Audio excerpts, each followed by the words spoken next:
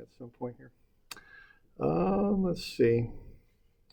Okay, another thing that's happening there, they have, if you've noticed out here on these walls, I mean, they're just bricks. They're just like cinder blocks. And I don't think they were reinforced properly. So they're kind of afraid that these interior, not the drywall stuff, but the masonry will shake apart in an earthquake too. So what they've gone through, they x-rayed those walls to see where the rebar was missing. And where it's missing, they're putting in these channel beams, or channel posts, like that. And they're bolting them into the walls to hold the walls together. They also bolt into the floor too, which is the roof of the first floor, which is big solid concrete. So they're putting in these posts all over the place. But then, of course, you know, that's a C channel. They need to do that so they can get in there and put those bolts in there. But then when they're done, what they do, they just put an extra facing on the outside and screw that into the C channel and make it into a tube, is what they're doing. See, when you do posts, it's very common with posts to use tube, because if you have an earthquake, you don't know where this load's coming from. It could be this. Oops, I don't want to do that. It could be any direction, right? I mean, you could have loads coming in like that. You could have them coming in like that, coming in from angled, angled and coming in. You don't know. So you want to make it strong in all directions so it can resist that. So often when you see columns, tubes are very common, as are these pipes sometimes, because they're strong in all directions. So regardless of which direction those lateral loads come from, it'll have strength. And when they use like I-beams, they use big, strong W beams with big flanges on them, so they're strong in all directions. Yeah. So you were talking about the other day how they had steel columns that sometimes you can fill in with concrete to make them stronger. Yeah. Is that basically an example where you can fill that up? You could. They're not. I don't think they're going to on this one, but yeah, that's a real common trick, because the concrete's fairly cheap and it'll stiffen up the interior of the columns. So yeah, I've seen that on like pipes. They actually use pipe for columns sometimes, and that's a fairly often employed trick. If they chose to fill those with concrete, could it withstand a higher earthquake? Yeah, it would make it stronger, and it's a fairly cheap way to do it too. Yeah, sure. You stiffen it up basically. Yeah, okay. All right. So that's just a couple of things going on around here. All right. All right. Let's see here. Let's have a look at the next one here. All right. Let's have a look at the next thing down the line here, and that's shear and moment.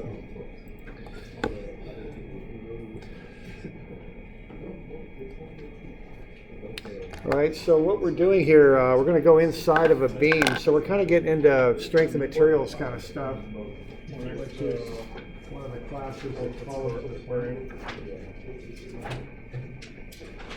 So let's look at a little bit of an analysis of this. It's on page 750. This is the thing that is closest to this that we've done so far is the method of sections and trusses. What we're going to do, we're going to start off by finding the external forces, the reactions, and then we're going to use those to go inside of a beam in this case instead of a truss, and make a cut through it and find the internal forces. Now there's two types of internal forces we look at. One is shear, and the other where you have a sliding type action in the beam that builds up, and the other is a bending stress or a moment, where you get kind of a curving action there. Okay? So those are the two types of stresses that build up. So what I have here is the positive convention for shear and moment on the left, and the negative conventions on the right. The one way to remember the bending, the moment, of course, is what a positive beam smiles and a negative beam frowns. Okay, that's one way to remember that. Okay, which is so ridiculous that you can't forget it. So I'm sure you won't forget that ever. Okay, because I've never been able to forget it. Okay, all right. So that's what we're going to do. We're going to find the reactions first, and then go inside a beam and determine what those things are. Okay. And we're just going to do that with equilibrium. So let's just look at one of these on page 750. Let's say we have this beam, 30 kilonewtons and 90 kilonewtons. I went ahead and I found the reactions there, like so. So at A I've got 57, and at D I've got 63. So if I want to find the shear and moment that are inside the beam just to the right of B. So right there, what I would do is just like the method of sections on a truss, is I would cut through the beam just to the right of B. And then I would put my unknown shear and moment on there. Okay? So I'm going to put them in the positive sense, which is a little weird because you typically work left to right on these. Positive shear actually acts down, which is a little bit weird, but that's how it works. Positive moment would curl the beam counterclockwise up. So I put my unknown shear and moment just to the right of B on there, and I'll solve for them. See, I've already found that reaction on the left. I'm going to make a cut in there, and I'm going to work with everything to the left of that cut. Where I make the cut, I'll put the unknown shear and moment. All right, and I'll just do sum of Fy and set that equal to 0, and I can solve for the shear. I've got 57 up for the reaction. I've got that load at B down at 30, and then I have my unknown shear, which is positive down. So there's a bunch of sign conventions happening here. Positive shear is down, so I draw it that way, but when I put it into a statics equation, it's pointing down, so in the static sign convention, it's negative. Okay, and then I can solve for VB, and that comes out to be a positive 27, which going back again means it is going down. Okay, so it's a little odd on how that all works through, but that's basically what that comes out to be. So VB is 27 down, positive shear. When I sum moments about the cut, I'll get 57 times, I'm just to the right of B, so that's 1.5 meters. Clockwise is negative. Then I got 30, but that's right about at the cut. I'm saying I'm just kind of a little differential distance to the right of B, so that'll have a 0 moment arm, so that won't enter in. And then I'll have that couple there, which is M sub B, that's positive. Solve for M sub B, it's 85.5. Okay. Why is VB pointing down? Sorry. It's just the sign convention on it. It ends up, because it ties into other things with moment and stuff, so it's down and it just fits everything else. Although it is kind of awkward on the static stuff, I know that. I just draw the thing down and then I kind of forget about it when I start working through it. Okay, it is a little odd though. Okay. And then basically if it comes out negative, then it's flipped, or? Yeah, right. Because, yeah, the answer you get determines whether your assumption was correct or not. So you draw it positive down, but when you put it into the statics equation, it goes in as a negative because it's pointing down. Here I got a positive answer, which means, yeah, it points down. That's what that means. So there's 3 different sign conventions going on there. Okay. All right. So that's the basics of it. Now, what we'd like to do, though, is we'd like to do shear and moment equations is how we like to approach this. So let's look at one of these on 770. Okay, and let's say we've got a beam as shown, a simply supported beam with a 6,000 Newton load at B. We'll get these reactions, 2,000 at A and 4,000 at C. Okay, and then we can sum moments about A. We'll get 6,000. Moment arm of 1.6, that's clockwise, so that's negative. And then the total distance is 2.4 times this reaction at C, that's 4,000 at C. When we go sum of Fy, we get 2,000 at A. Okay. So our goal here now, once we've got the reactions, is to find the internal shear and moment in that beam. We want to find it for the whole beam. We want to develop equations for the whole beam. Now what we do is we create a free body diagram and go through this process to solve for the shear and moment. Every time we have to generate a new free body diagram, we come up with a separate set of equations. So we're going to have one set of equations from A to B, but once we hit that 6,000 Newton load at B, we have to start generating another set of equations. That's how this will work, okay? Now, what's a little different from what we're doing now from what we were doing just a minute ago is we don't have a distance here. We have a variable. That free body diagram will hold anywhere between A and B. So this value of x will hold anywhere between 0 and 1.6. Okay? So I just put an x in there, And as long as x is between 0 and 1.6, that free body diagram will work, and I can solve for my shear and moment based on that distance. Okay. So what I would do then to solve for these unknowns that I've got over here, I've got the known reaction at A.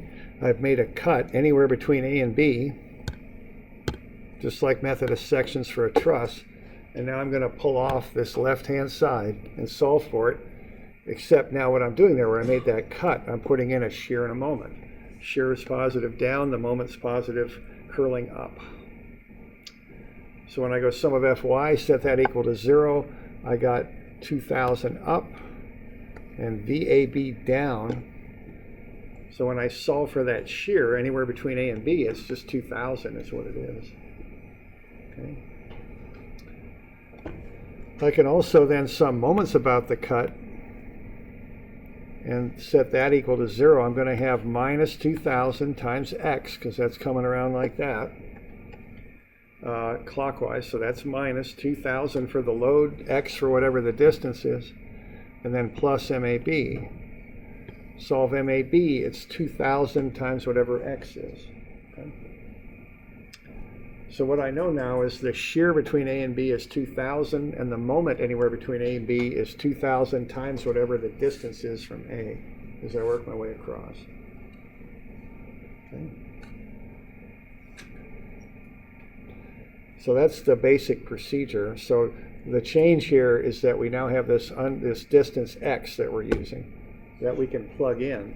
So if I want to know what the shear is 1.2 meters from A, I just plug in 1.2 in for x, and I can run that equation. It'll tell me what the shear and moment are at that location. Generally speaking, I don't put units in this stuff because it just messes the equations up. I just make sure my units to start with are all good, and I just run numbers and variables in the equations. They just get too messy if I put units in. Okay.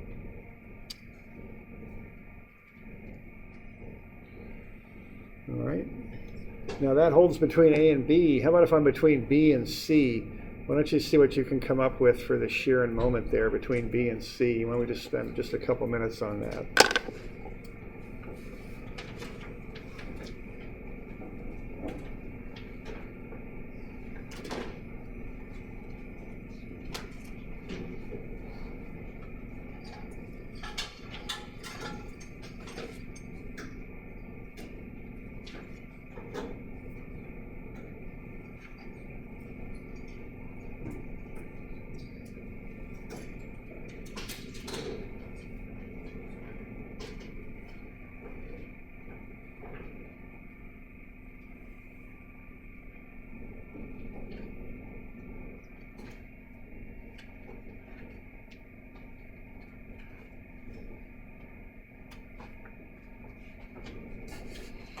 Okay.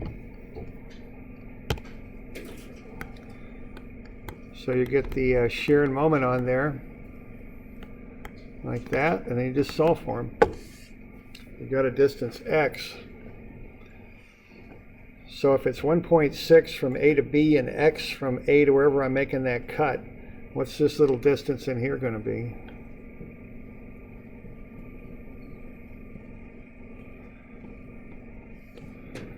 Whatever x is, minus 1.6, right? Okay. So for this instance, x is going to hold anywhere between 1.6 and 2.4.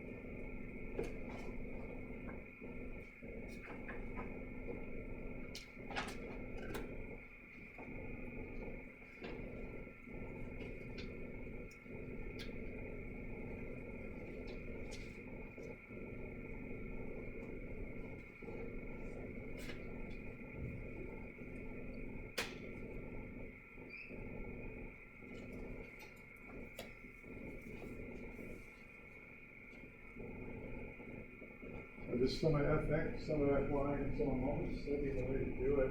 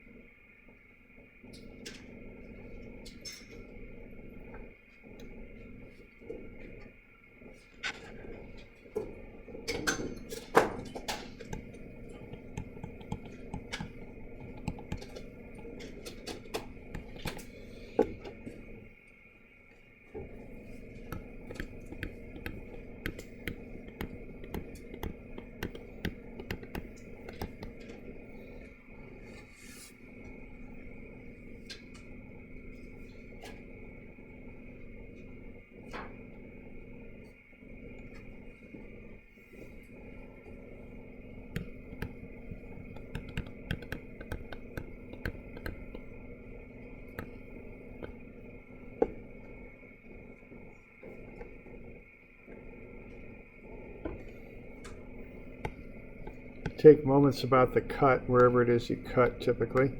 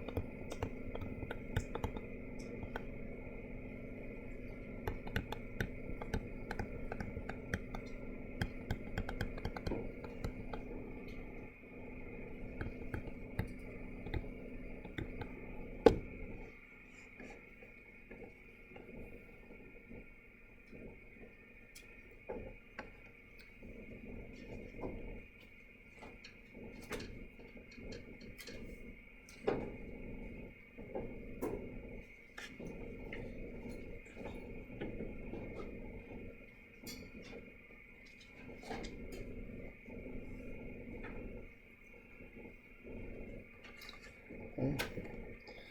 So we're doing all right with that. So negative 4,000 for the shear. And then with the moment, you're going to take moments about the cut. So it's the 2,000 over there at A times X. That's going clockwise, so that'll be negative. And then the 6,000 is coming the other way counterclockwise, and that's got a moment of X minus 1.6. And then the MBC is, you want to account for that, and that's positive. And then you just go ahead and collect terms. And you get minus 4,000x when you tally everything up, plus 9,600.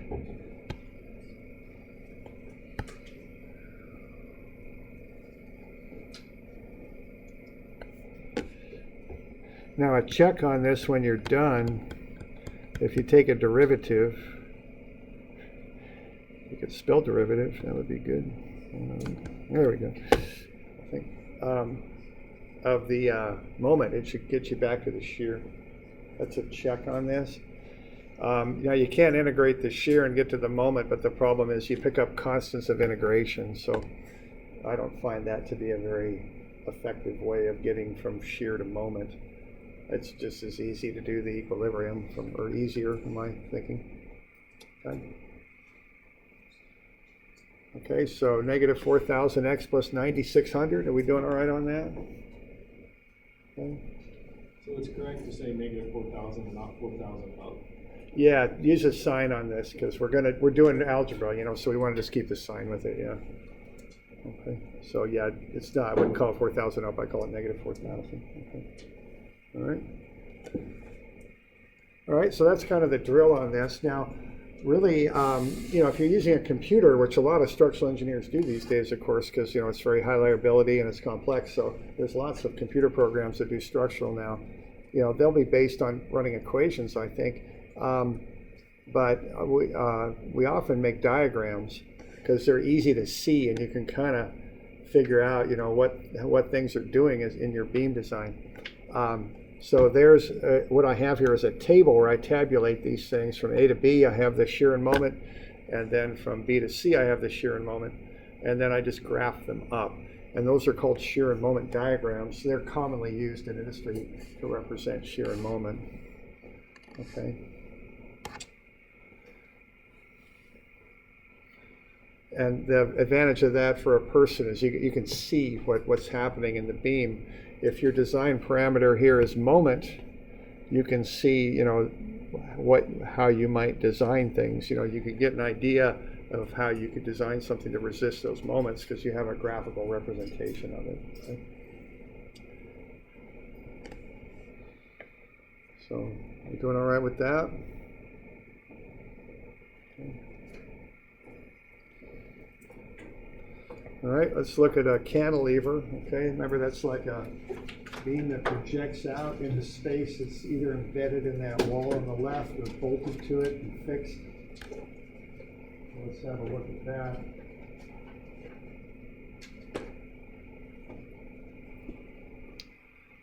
So what I have there is a reactive moment or a reactive couple there at A.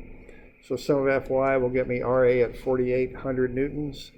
If I then sum moments, and it does look like I've got a little bit of a typo here. Let's just say about A, not about the cut. Sum of moments about A equal to 0 would be MRA minus 3,000 newtons per meter times 1.6 meters. And then the distance to the centroid would be what? 1.6 plus half of 1.6. And that's 2.4. Okay. So that would be the moment arm to that distributed load, the centroid of it. All right, that's clockwise, so that's minus, and then solve for MRA, it's 11,520. Okay. So there's the reactive couple and the reactive force. So once I've got those, now I can start doing free body diagrams. I'll work my way from A to B first. That'll be one set of equations, and then B to C will be the next set. Okay? So that's how I would work my way across. So I'll start from A to B. Very simple diagram there because there's no loading on the beam yet. I've got the reactions on the left-hand side, 4,800 and 11,520. On the right-hand side, I've got my unknown shear, again positive or down, and unknown moment curling the beam up. Okay. So sum of Fy is 4,800 up minus VAB, so VAB is 4,800. Sum of moments is 0, and that's taken about the cut here. That's going to be 4,800 times x clockwise, plus the couple at the wall, the 11,520, plus MAB. These are both counterclockwise. Okay, solve for MAB, it's 4,800x minus 11,520. So there's my shear and moment equations, anywhere between A and B. Once again, that derivative, I always kind of keep an eye on that, and that works. That works out. So that's that's a check on my work here. Okay. So that's a fairly straightforward one because I'm in the unloaded section of the beam. So that would hold anywhere between what, 0 and 1.6, I think it is. Yeah.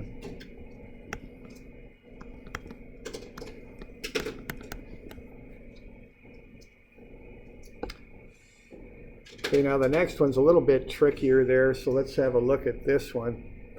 All right, now what we know here is by convention, we start over on the left-hand side, set x equals 0 there, and x then measures out from that location. So that's a distance of x out to wherever I'm making that cut. Now I'm making the cut anywhere between B and C is where I'm making it. I know I've got an actual numerical distance from A to B. It's 1.6 meters. So I've got a variable from A to wherever the cut is and a numerical distance from A to B. Now it's handy to kind of know this little distance in here. It can be a good thing to know. So often I'll fill that in. What that's going to be is the full distance x minus that 1.6. Okay? So that's the difference.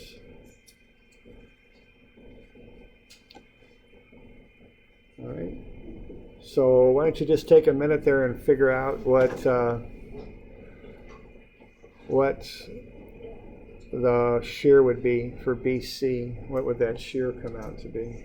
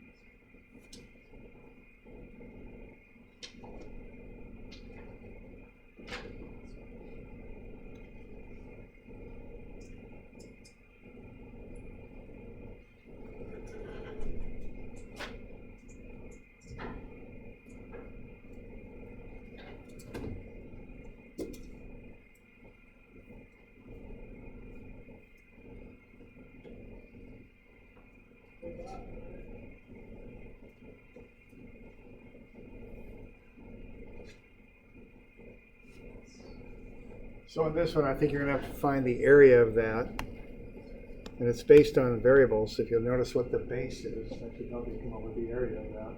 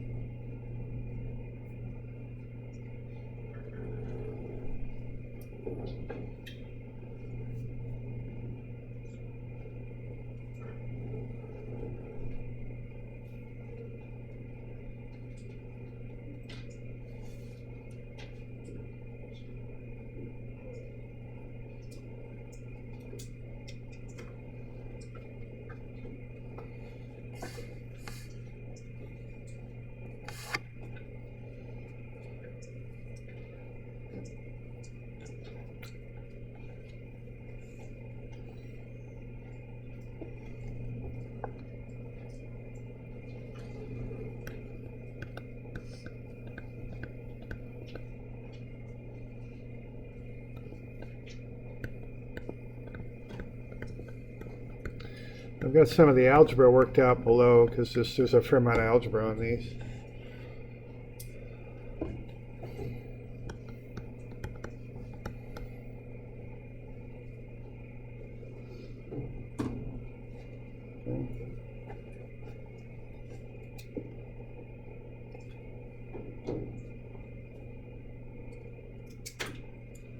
So you got 4,800 up. And then you've got 3,000 times that distance from B to wherever the cut is. And that's the total distance x minus 1.6. And then you got minus B and C.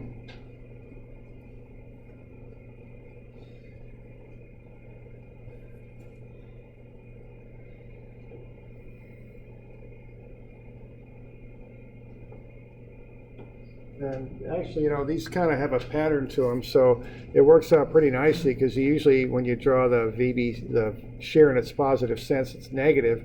So you can just pull it to the other side of the equation and it'll become positive when you do that. So whatever's left behind then becomes the shear. And again, a fair amount of algebra on these, so just kind of work on through and we get negative 3,000x plus 9,600.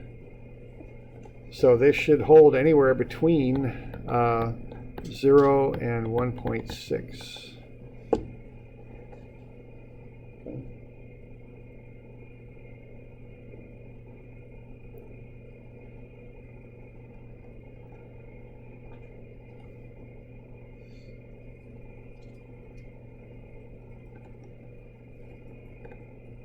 All right. And no, it shouldn't. Sorry, my bad. Screwed up. This is actually, we're beyond that now. We're between 1.6 and 3.2, right? Yeah, 3.2, my bad.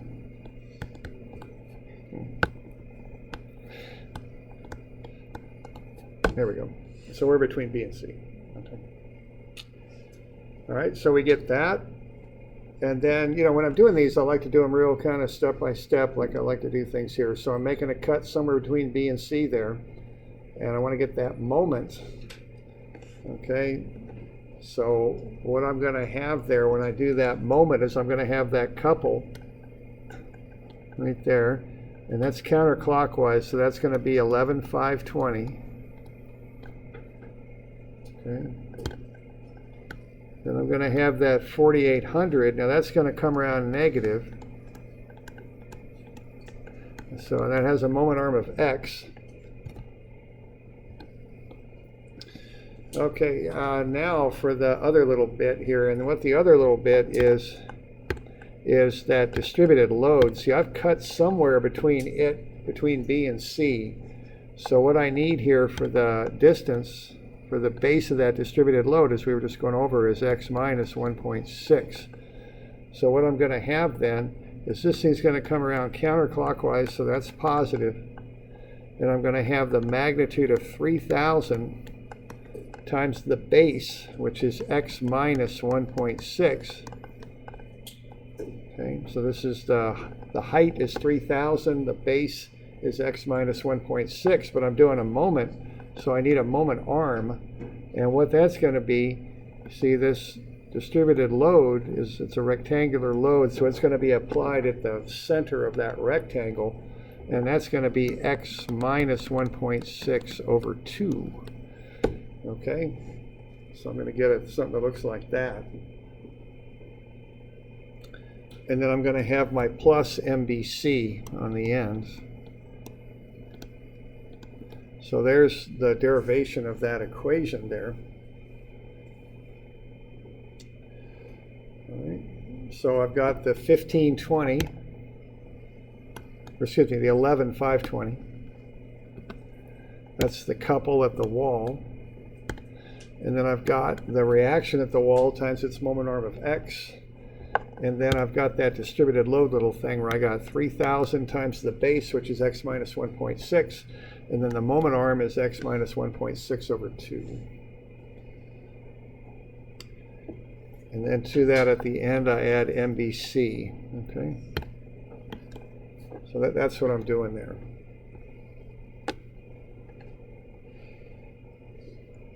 And then I just want to work carefully through the algebra there because, there's a few things going on. There are some patterns in here you might want to know about. So what I'm doing here is I'm bringing the MBC over to the other side of the equation. So it becomes negative. And then I'm multiplying through by -1, so I actually solve for MBC.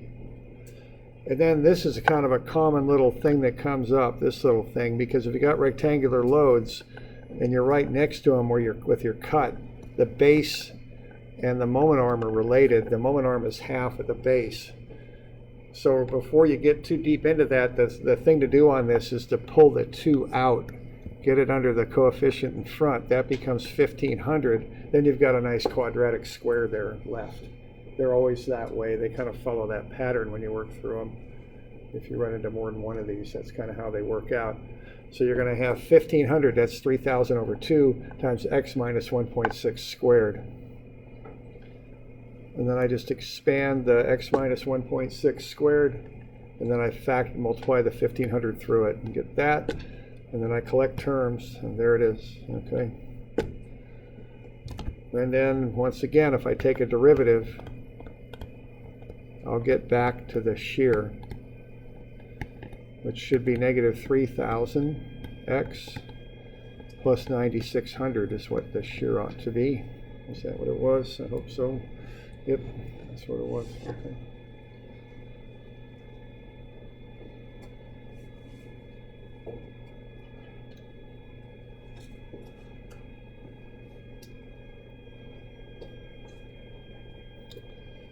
So we're doing all right with that? Okay. And what we're doing, we're finding out what's going on inside of the beam. And we'll carry on with this whenever you take strength of materials. We'll use the numbers we derive from this. We'll also use the moment of inertia and what we have here in strengths, which is down the road here for you all I know. But you find the normal stress in the beam. You take the moment off the moment diagram. You multiply by the distance from the centroid of the beam to the edge of the beam, and you divide it by I. And that's how you find what's called the bending stress. Okay? And then you can also find the shear stress. You take, oops, that's not the right thing there. There we go. For some reason they call shear V. You multiply it by a factor called Q, which we'll cover in strengths. You divide it by I, you divide it by the thickness of the beam, you come up with the shear stress. So there's the basic beam design formulas there. Okay. Okay, a couple of these to work on. We'll cover these probably Friday. We'll figure this out. Let's make these due Tuesday. So this is the last bit here that we'll do this shear and moment. Oh, that's the 10th, I guess. So with the final there, we'll cover those in a little bit more depth, though. Okay. All right. So there you go.